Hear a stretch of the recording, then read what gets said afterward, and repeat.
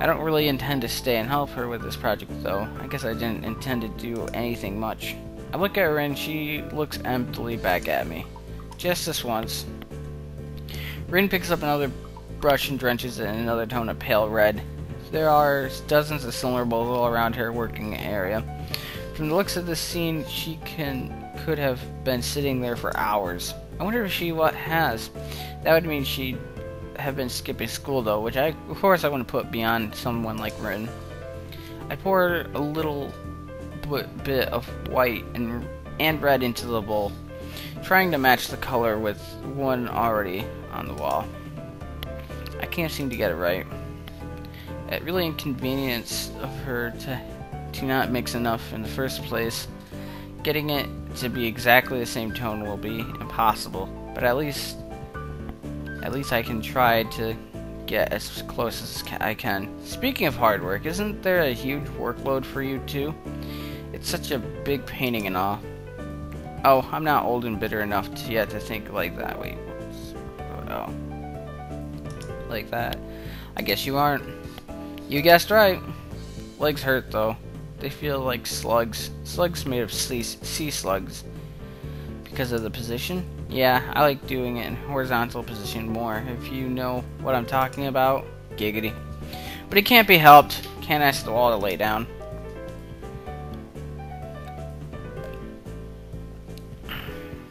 Saying that, she stretches herself a little, bending her legs and back far more than a human should flex. It's astonishing how effortlessly she manages her body around. There's a small flinch in her otherwise blank expression, a hint of pain maybe, as she stretches out her calves. Rin must have stamina and dexterity far above a normal person to be able to live like she does, but she's wearing out working on this. Why push yourself so much? Take a break or something at least. Continue tomorrow if it's bad. This gives her a pause. A long one too, feeling like mentally on. Ellipsis. I don't think so, Hisao. I'm not pushing myself. Sure looks like you are. No, it's not about pushing or pulling or anything related to that kind of thing. There's this boy. A boy? Yes. Where? At the art club. And? He is blind. Oh, how can you paint if you are blind? No idea. So why is he there? That's the point. He is there. She really should speak more than one word at a time to make this feel more like a discussion and less like an interrogation. He can't really do anything that you'd call art, right? But he comes there anyway, and paints. Why? I don't know. Why? I don't know. That's why I asked you. That's why I asked. So? He doesn't paint often, but I think his paintings are very interesting. I'm sure they are. I once tried that, painting with my eyes closed.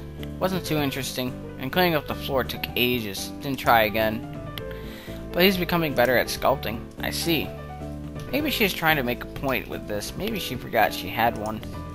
It seems like the art club is full of interesting people. Not really. Pretty blunt statement. She totally misses the sarcasm. No? Just like I said, they are not very interesting. I usually don't have much interest in people who are not interesting. Maybe you have. Maybe. Ellipsis. But that boy is interesting. Maybe I'm like that boy. Or maybe you are. Maybe everyone is. Doing things you can't do just because you can. That's pretty deep, I think, and tell that to her. You're a deep one. Nah, I'm really shallow and thoughtless person. People say that to me all the time. Did you know I can only think of 4 things at the same time? No, but now I do. Right, now I am thinking of the second floor's girl toilet, ice cream flavored ice cream, the middle toe, and a haircut. I'm going to need a haircut. She shakes her head around vigorously, letting her short and messy hair ruffle wildly around. I can see that doing it is something she likes to do. We fall silent as Rin treads around absent-mindedly, poking some brushes around. The thought about the art club sticks in my head for a while longer.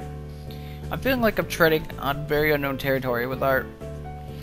The way these meetings with Rin go, it's as though I'm starting a smoking habit or something.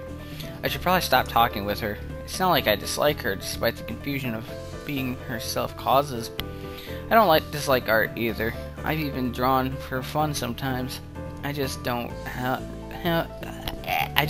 a real creative drive or any technical skill. So usually, if I were to draw something, I get white paper syndrome and just freeze completely. That, or I manage to draw something disfigured and promptly get frustrated at my inability to put this picture in my head down on the paper, then call it quits without really even trying to make it an effort. Rin clearly doesn't have this problem, but she frustrates me in another way. Being with her is like looking into a mirror that doesn't reflect anything. It makes one question the sanity of the act. Rin sits down on her box, swaying from side to side, apparently uncomfortable with the uncomfortable silence. She is staring at me again, or maybe over my shoulder. I can't quite figure out where her eyes are focused on. I'm thinking of leaving so she can carry on working undistracted, and that I can do whatever I'm going to do alone. It's not like I have anything that must be done today. Oh shoot. Who? Nobody. I just forgot to tell Anako that Lily was looking for her. Do you know her from my class? Oh, her, the mystery toilet girl. That person is funny. I saw her going to the toilet 5 times during one recess 3 weeks ago. I'm sure it's the world record. It was very mysterious. That's why you call her mystery toilet girl? What other reason could there possibly be? Well, if there is, it's an eternal mystery. I didn't follow her in there. Ellipsis. Maybe it was the week before that. It could have been. Another ellipsis. Looking at her makes me hungry. Don't say that. At least not around her. Rin turns to look at me blankly, as if she's not sure why I reproved her. She doesn't acknowledge understanding any more than before, so I give up at this point. So, do you want to go eat dinner then? No, not yet. Rin has turned her hungry gaze back to the wall, looking slightly more energetic, or at least slightly less lethargic than she did before. It's as if the wall is an opponent she has to vanquish, or something she must overcome before she can indulge in dinner. This is the feeling I get. A weird sense of empathy overcomes me, and it makes me smile a little to myself. For all her oddity, Rin is really cool after all. I'll be going anyway. Have fun. Rin has already grasped the brush and is dipping it in fresh paint, so of course she can't hear me anymore, or doesn't answer anything even if she does. I'm feeling tired, so I set my alarm clock to wake me up as late as I can afford, while still making it to the first class. The nurse's voice is almost nagging in the back of my head about morning jogs. I make a resolution to make it up for it by going for a walk after school tomorrow. Emmy won't care either way, I bet. I thought there was a choice where you disregard Emmy, but I guess maybe a past choice took that away. I don't know.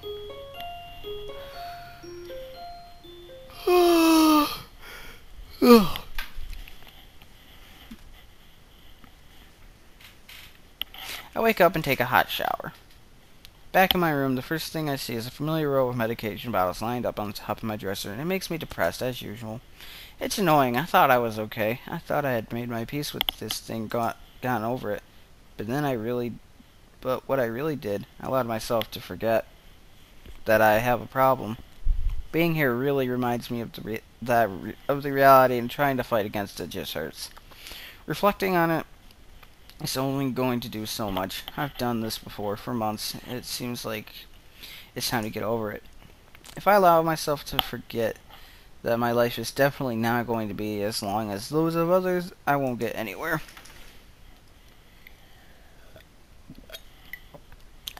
My life may be different from others, but it is a life in progress.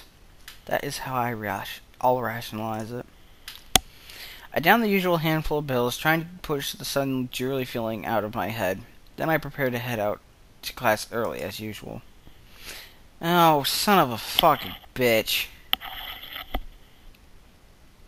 As I step into the hallway, I notice Kenji coming around the hallway corner, stealthily making his way over to his own room with a large bag. As he sneaks past me silently, like a ninja hiding in plain sight, I call out to him. Hey. He jumps to the sound of my voice. Oh, hey, man. I didn't notice you there. I'm really tired. I think it's more like he didn't see me, but then that's not the issue. Where have you been this early? Shopping? Nah, I wasn't shopping. Sometimes I have to visit the math teacher. Yeah, I figured it would be a good idea to find out when the next exam is, since he tells you in advance if you want. So then, what's in the bag? I thought I'd go shopping while I was outside. I need supplies to continue the fight against the vast feminist conspiracy. Okay. I thought you didn't go outside. I wear a hat now. I decide not to point out that he's not wearing a hat. An awkward silence settles between us, and then Kenji breaks up by pushing his door open slowly, releasing a creaking sound in the air that only makes the moment seem more awkward. He sets the bags down inside his room, then closes the door. I'm surprised you went out of your way to find out a test date. Trying to take advantage of an opportunity to study is pretty diligent. I never study. Oh? Oh. I just wanted to know when the next test day was. I'm still going to take it, duh. I need to know so I know what day I can't afford to skip class. He usually sends out updates on that crap by phone, so I had to step out and check up on it. And why do you have to go out when you can get it on your phone? I don't carry a phone. What do you mean you don't carry a phone? You mean you just leave it at home? Nah, I don't use phones. I don't have a phone. I have no phones. No phone. Why don't you have a phone? How can you not have a phone? No phone at all? No phone. I just don't like phone. Actually, I'm kind of scared of them. I don't know why. I think it's some kind of repressed trauma. Basically, when I hear a phone, I get nervous. It's my darkest secret. I have two theories on it. Either I have some fear of receiving some undefined, ominous, life-altering doom call, or I was beaten with a phone in the past. Beaten so badly I can't remember it. Beaten in the head. Well, where else could I have been beaten with a phone that would make me unable to remember it? The ass? This is getting weird. Unexpectedly logical. I feel very depressed now, sensing that this conversation is more or less over. Kenji opens his door again and prepares his head inside. Yeah, I'm going to sleep, dude. Have a good one. Class is going to start in like 20 minutes. I already did something today. Too tired to go to school. Hey, you need some lip balm. I accidentally bought two because I thought the store had started selling individual AA batteries. Thanks, but no thanks. Whatever, man. He swiftly enters his lair, finally letting me go to the class. For a change, I'm not among the first ones to come to the morning class. Instead, almost everyone seems to be here already. I recognize most of my class by their faces by now, though the names still escape me. Still. The class goes on lazily. I think I'm starting to get into the rhythm of the school. I have even stopped worrying about taking notes and being overly attentive on the first days. I was pretty high-strung in class. Matao finishes his lecture about electricity early, but continues without pause about the festival.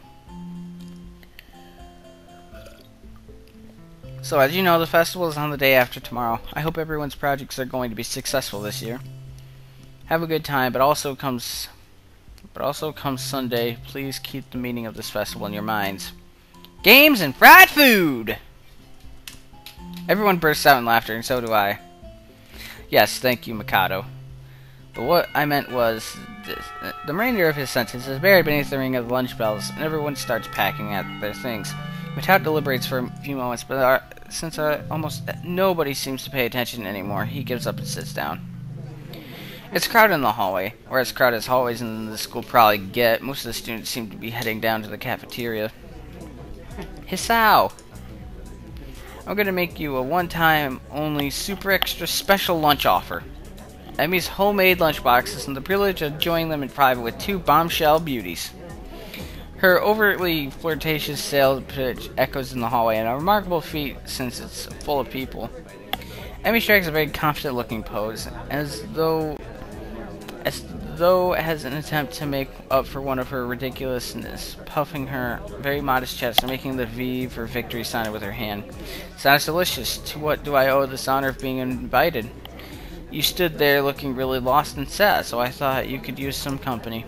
That's probably the most depressing reason imaginable. So, how about it? You're probably really lonely and would eat that awful cafeteria food all alone otherwise. I'm kidding. Sure, I'll have your lunch offer with pleasure. Let's go to the roof. The roof? Why the roof? Because that's where we eat lunch. In And if I don't get up there, then she'll probably wander off, and then I'll just know she'll go hungry because she never packs a lunch for herself. Who will? Come with me.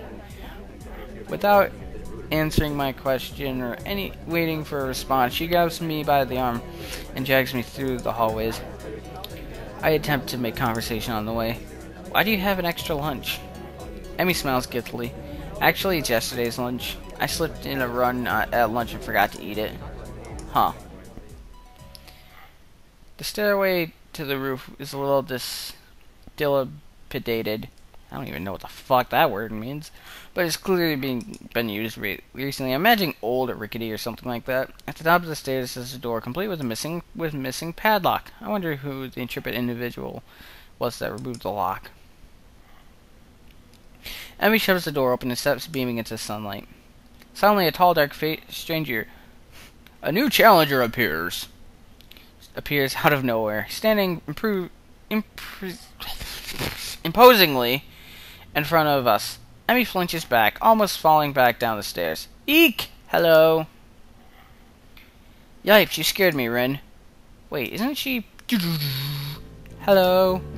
Noticing that Rin is speaking to me, Emmy looks curiously at me. You two know each other? I look confused at Emmy. She's that friend of yours? Rin has turned her gaze towards the cloud drifting around the school. I didn't know you knew this person, Emmy. Ellipsis. The awkward silence lasts only for a few seconds before Emmy lets out a tiny giggle, shrugging the coincidence off. I invited his out for lunch. If you know him, that's just better. Oh, does this mean I don't get food? Or did you invite him for lunch without the lunch? Neither. I have food for 3. Nice thinking. They walked to the other end of the roof while I stayed at the clock tower for a while, taking in the atmosphere. There's nobody else but us here. I guess the roof is not popular as it is in other schools. A few rundown benches and tables are scattered around the edges, perhaps in an attempt to make the rooftop look less desolate. The small pebbles covering the roof rattle beneath our feet. I peek through the chain-link fence to take a look at the school grounds and beyond. Students are strolling in pairs and groups around the quadrangle and at the cafeteria. A few delivery trucks are driving past the school towards the convenience store nearby. Somewhere a watchdog barks by at a passerby. Somehow, I look towards the town center. The small town feel strikes me very strongly, almost palpably. A hectic lifestyle of big metropolises seems so far away and foreign here. Nobody has to run to catch a bus, like their life depended on it, and get their senses overloaded by the neon lights and traffic jams. I feel surprisingly optimistic about this new life of mine, looking at my new hometown, even if it's going to be mine for only one short year. Finding out about my illness and having to move away from home all came so suddenly, I haven't had time to think about how I feel about it. When I step out of the shadow of the clock tower to the open, I feel warmth touching my back. The sun shines from a perfectly clear cerulean sky, whatever. A cool breeze sweeping over the rooftop makes me shiver, but only briefly. The wind carries the scent of trees and flowers, not smog and car exhaust like it used to just a few weeks ago. Emmy settles on a bench with Rin in tow and produces 1 big and 2 small lunch boxes from her bag. Come on, Hisao, what are you waiting for? She's beckoning me to join them, making room on the already small bench. I seat myself on the corner of the bench to take as little space as possible. It's pretty cramped, but somehow all 3 of us fit on it. Impressive view. Emmy suppresses a giggle and places a lunchbox in front of Rin and hands another lunchbox to me. Here you go, lunch as promised. Homemade, no less. I'm impressed. Wow, this looks really good. Thanks, I make them myself when I can. Conversation dies off as I set about business of feeding myself. Damn, now I'm getting hungry. Taking a few bites, I glance up and notice Rin deftly opening the lunchbox and popping a forkful of food into her mouth, using only her feet. Even though I've seen it before, I can't help but be impressed at her dexterity. It also reminds me sort of Also a reminder of the sort of place I am in right now. Will I ever get used to sights such as this? I can't decide if getting used to such a thing would be a good thing or a bad thing either. Does getting used to this place mean that we're giving up on being a normal person? Or does it mean that I'm becoming more understanding about those around me? I'm distracted by my thoughts by the sight of Emmy tearing into her lunch as if it had insulted her ancestors. You seem pretty hungry. Emmy looks up, mouth half full, and swallows before nodding. My morning run always works up an appetite. Which is great, because then I burn through my lunch pretty quickly. Helps me keep my girlish figure. What would happen if you lose it? Would you become a man? I very nearly choke on my lunch trying not to laugh. It's a figure of speech. Does your figure have to run in the mornings too? Do you always talk like this? Talk like what? Like what? I think that answers my question. Never mind. So, I struggled to think of small talk and settle on the obvious question. How'd you two meet? Rin seems content to let Emmy answer this question. Someone in the housing department thought we'd complement each other well, so we were assigned rooms next to one another. Complement each other? Like shoes in a suit. Huh? Emmy giggles at my confusion. Put us together and we've got all our limbs. Got it? Get it? Ah! So I started helping Rin get ready in the mornings. That was that. I mean, you can't help someone get dressed every morning and not get along. I see. Rin chooses this moment to interject. I have troubles with shirts. Alright, that seems fairly obvious. Really? Kind of? This isn't helping, but at least Emmy seems to find the whole thing funny. That, combined with the fact that Rin is genuinely curious, makes me feel slightly better and yet confused. I mean, you've got no arms, so putting on a shirt seems like one of the things that would be difficult. You know what? I'm just going to stop talking now. It'll save me a lot of trouble in the long run. Rin nods in what I suspect is meant to be a sage manner. I see. The conversation dies as I turn my attention back to my lunch. It's really quite good. Emmy finishes her lunch first and makes a contented noise. Ah, that was good. As she busies herself with cleaning up her lunch, Rin speaks up. I'm thirsty. Oh, I almost forgot about that. Sorry. With a flourish, she reaches into her bag and removes a trio of juice boxes. She tosses me one which appears to be cranberry juice, one to Rin which appears to be some kind of strawberry milk, complete with pink color scheme, and keeps an equally pink box with some kind of fruit punch for herself. Rin dexterously stabs her straw through the front of her box and begins to drink. I'm once again impressed by how flexible she is, but this time I keep my comment to myself. Somehow I don't think either Emmy or Rin are the sort of people to think twice about the way they work around their particular disabilities. Rin especially so.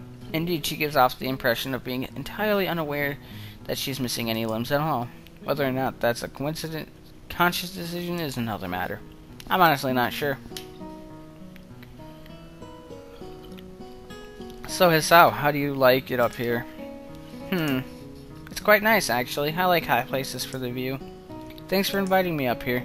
And for the lunch, too. Emmy grins 1,000-watt grin. Pleased by my response, I suppose. No problem. Feel free to eat with us next time, too, okay? I won't make you a lunch, but you can bring your own up here.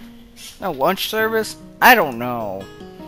Emmy looks mock offended. Trying to take advantage of my good nature? The nerve. She giggles. Well, if that's your answer, I guess Rin and I will just keep eating lunch all alone. I am suddenly insulted by the most heart-rending puppy dog eyes I've ever seen as Emmy pouts. Kidding, I was kidding. I'd love to eat lunch up here again. Good location and the company's okay too. Emmy frowns a bit at my declaration of okay, but seems happy enough that I've accepted her invitation. I guess this makes us friends now. Or at least acquaintances. Jesus. The lunch bell rings, signaling return downstairs. Rin, you didn't finish your lunch again. I wasn't that hungry. If you don't eat more, you're going to fade away. Rin shrugs as if this is an acceptable risk. Come on, we'd better get going. The three of us head down the stairs together. The afternoon classes passes. Once again, I find myself without a plan for something to do after school, so I head to the library to read a couple of books I finished reading. Walking inside, I see that there are about as many students here as there were on Tuesday, all the more evident from the almost total silence enveloping the room. As I drop the books I brought into the return slats in the corner, Yuko suddenly pops up from behind it, quite startled from the banging they make when they hit the trolley next to her. Ah, sorry, Yuko. Didn't mean to startle you. No, that's fine. It happens a lot. I'm used to it by now. Can I help you? It's okay. I think I know where everything is. Thanks anyway. I suppose I'll grab another book or two while I'm here. There's not much else to do, and after reading so much during my stay in the hospital, it becomes a hard habit to break. I wander down to the fiction section towards the back of the library, scanning the bookshelves for anything that catches my eye. As I do, I look over the counter where Hanako has been last time I was here, not really expecting anything to come of it. Surprisingly, though, she's there, absorbed completely in a fairly thick book. I decided against intruding on her like last time and get back to finding reading material. After an indiscernible amount of time spent perusing the aisles, I finally decided on a couple books to get and slide them off the shelf. With a minimal of fuss, I quickly walk over to the counter, check out my books, and pop them into my bag as I walked out. By the time I leave the main building, sunset isn't too far away. A small trickle of students remain, but the majority have left, presumably to their homes and dorms. I guess I need to buy some supplies. I can't live off cafeteria food and eating out for my entire stay here. As I leave for the gate, I make a few loud stretches to try and stave off the tiredness that accumulated over the week. After passing through and rounding the corner, though, I see a solitary figure walking downhill towards the small town below. The color of her hair and tapping of her cane are unmistakable. I quickly walk up to her, which seems to catch her attention without a word needing to be said. Hi, Lily. She takes a moment to place the voice, slightly adjusting her head to face a bit more towards the source of my voice as she does. Hisao? Yep, that's me. She seems to have a good memory for voices. The fact that she actually remembered is a pleasant surprise. Good evening. What brings you here? Once again, she gives a small polite bow, and once again I reply in kind before realizing that I didn't need to do so. Just going into town, you? My, what a coincidence. Doing the same thing, eh? I usually go shopping on Fridays. She pauses a moment, suddenly looking a little lost. That said, Hanako usually comes into town with me. Ah, not lost, but worried. The two do seem to be pretty close tabs on one another. It's kind of surprising that Hanako would just forget Lily like that. I noticed her reading in the library. She probably just got caught up in a book. She lets out a small sigh of relief. Thank you. She has a habit of doing that. Avid reader? Right, she doesn't like being around crowds of people, so reading away from everyone lets her relax a bit. Although she probably didn't intend it, I can't help but grimace as I recall my first meeting with her. Hardly wanting to bring it up, I remained silent as we continued to walk down the quiet road. Tack, tack, tack, tack. With the road bereft of cars and the students of Yamaku increasingly far behind us, the quiet rustling of the leaves and the measured tapping on Lily's cane against the sidewalk are all that can be heard. It's kind of nice, especially compared to the hustle and bustle of where I used to live. Before I know it, I've relaxed so much that a loud yawn escapes before I can control it. Tired? Yeah, I've been running ragged these past few days. That's an understatement, to be sure. Transferring it to a different school would be bad enough, but nothing like this. Well, hopefully everything should settle down for you. The festival's got everyone in a spin right now, and you've been plopped right in the middle of things. For a moment I hesitate, but given her apparent tolerance for frankness, I decide to give my full thoughts. I guess Yamaku's kind of different, though. I mean, the formality surrounding everything, the isolation around it, not to mention the most obvious difference. It's kind of a whole different mindset. I suppose I'll get used to it, though, in time. She gives a matter-of-fact nod, apparently pleased with my answer. It feels almost as if she's included me in the flock of students she's shepherding, along with class 3-2 and Hanako. Well, not that I mind. It's nice to get the thoughts off my chest in any case. Looking on the bright side, one could see it's a... Sorry, I just need to move my jaw around a little. It says it has a...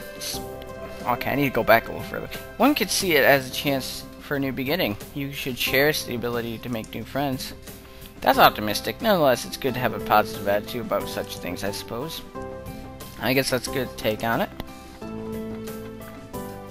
Walking down the road, she seems to become somewhat unsettled. Before I can ask her what's on her mind, she seems to collect herself and speak up about something else. So, where in town were you going? That's actually a pretty good question. I'd come in to buy food, but the layout of the place is still totally foreign to me. I had intended to just wander around and see what I could find, but with sunset already approaching and nightfall not too far away, that doesn't seem very wise. I'm going to ask her for directions again. I was just going to get some food, but now that you mention it, I don't really know the way. Well, now, this is quite lucky. I was just about to go to the convenience store myself. Looks like I'll be in your care again, then. Thanks.